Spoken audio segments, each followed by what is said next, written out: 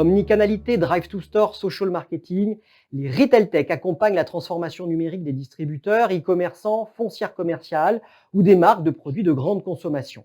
La crise sanitaire nous a rappelé que cet enjeu du digital était fondamental dans le retail, ouvrant de belles opportunités aux startups technologiques. Elles n'ont d'ailleurs pas perdu de temps pour affiner leur stratégie et lever des fonds. C'est le cas de Content Square, qui est devenue une nouvelle licorne française en mai 2020. Le spécialiste des données produit par Alchemix a de son côté levé 21 millions d'euros en juin 2020.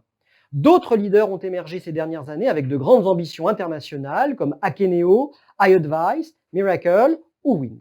Des acteurs qui ont d'ailleurs trusté la majeure partie des 300 millions d'euros levés en France en 2019.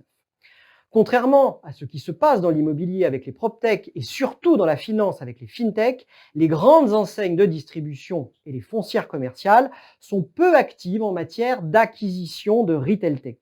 En réalité, ils ont jusqu'ici préféré la flexibilité pour mettre en œuvre leur transformation numérique, en nouant des contrats commerciaux, en participant à de grands dispositifs d'incubation ou en choisissant des démarches d'open innovation pour identifier des solutions innovantes à expérimenter au sein de leur organisation.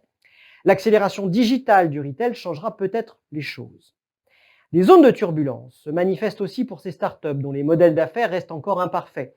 Il y a bien sûr la question du financement avec l'incertitude d'être moins soutenu par le capital risque pendant un temps. La question réglementaire autour des données se pose également. Au-delà, les dirigeants de ces sociétés technologiques comptent bien renforcer et étendre leur offre afin de se différencier dans un univers ultra concurrentiel par des investissements en R&D, par des partenariats ou par des fusions-acquisitions. Les retail tech cherchent également à accroître et diversifier leur portefeuille client.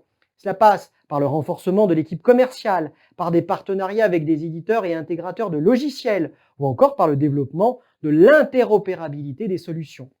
Les acteurs les plus ambitieux tentent aussi le développement international, notamment sur les marchés américains et européens. Néanmoins, seuls les acteurs ayant démontré la solidité de leur modèle pourront déployer à l'avenir de telles stratégies de croissance, car la crise va sans aucun doute durcir les conditions de marché et de financement.